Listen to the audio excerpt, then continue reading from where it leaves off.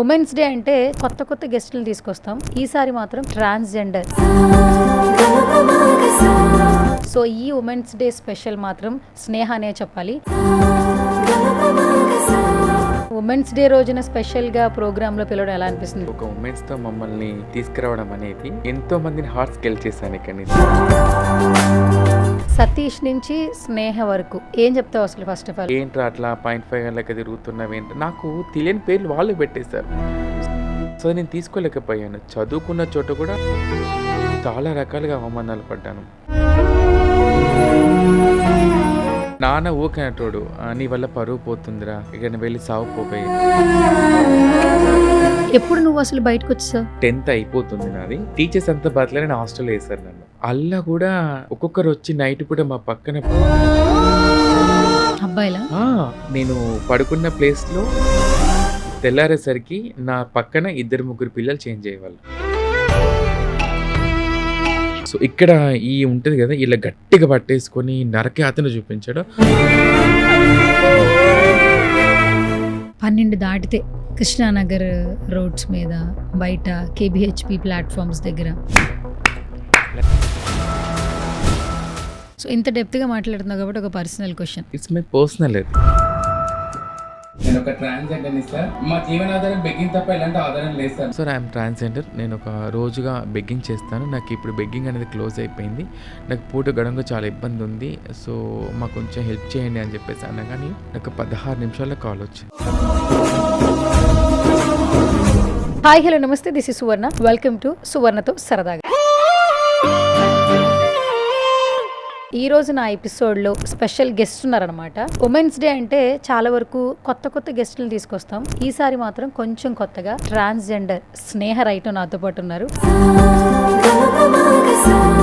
So ఈ women's day special మాత్రం స్నేహ అనే చెప్పాలి. ట్రాన్స్జెండర్స్ అంటే ఒకప్పుడు ఒకలా చూసేవాళ్ళు, కానీ ఇప్పుడు మాత్రం అందరూ సలాం చేస్తున్నారు.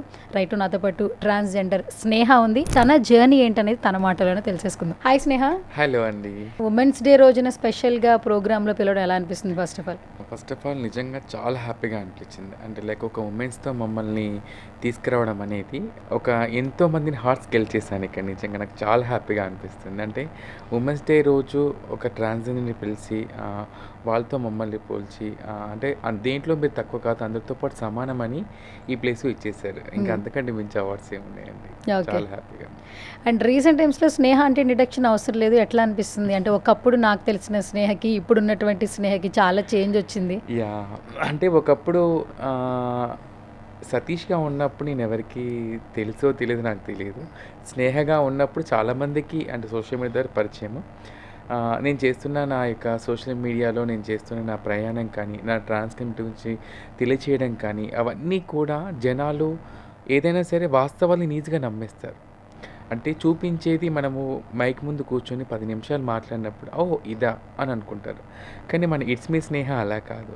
సో వాస్తవాలు ఏమన్నా పర్టికులర్గా చూపించడం ద్వారా సో రిసీవింగ్ అలా వచ్చేసింది. అట్లా సతీష్ నుంచి స్నేహ వరకు జర్నీ అనేది ఒక మాటలో చెప్పేది కాదు, ఒక ఇంటర్వ్యూలో మాట్లాడేది కాదు. కానీ ఇన్ని సంవత్సరాలు నీ జర్నీలో చాలా హ్యాపీనెస్లు ఉంటాయి, చాలా బాధలు ఉంటాయి. కానీ సోషల్ మీడియాలో ఫేమ్ మాత్రం చాలా బాగా తెచ్చుకున్నావు. అవును. ఏం చెప్తావు అసలు? ఫస్ట్ ఆఫ్ ఆల్ అంటే ఒక సతీష్ నుండి స్నేహగా రావడానికి మామూలుగా ఈజీగా రాలేదు. నేను ఎన్నో కష్టాలు పడ్డాను.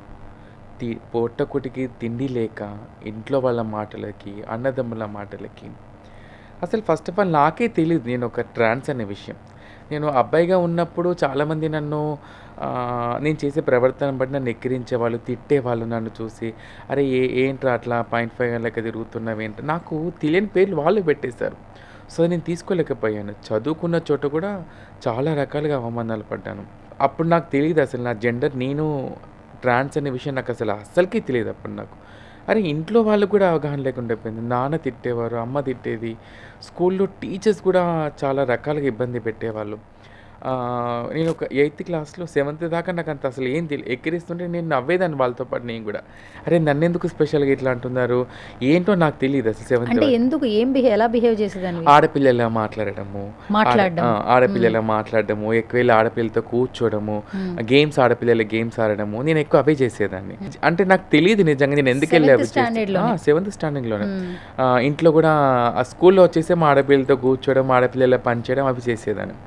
ఇంట్లో వచ్చేసి రాగానే ఇంట్లో బట్టలు మడత పెట్టాలి, శారీస్ మడత పెట్టాలి, బోళ్ళు తోమేసేయాలి, అరే ఇల్లు నీట్‌గా ఉంచుకోవాలి, అమ్మ బయటికెళ్తే ఇల్లంతా చేసేయాలని అలాంటివి చేసేదాన్ని. మా అమ్మ లేనప్పుడు దొంగతనంగా మా అమ్మ చీర కట్టుకునేదాన్ని నేను.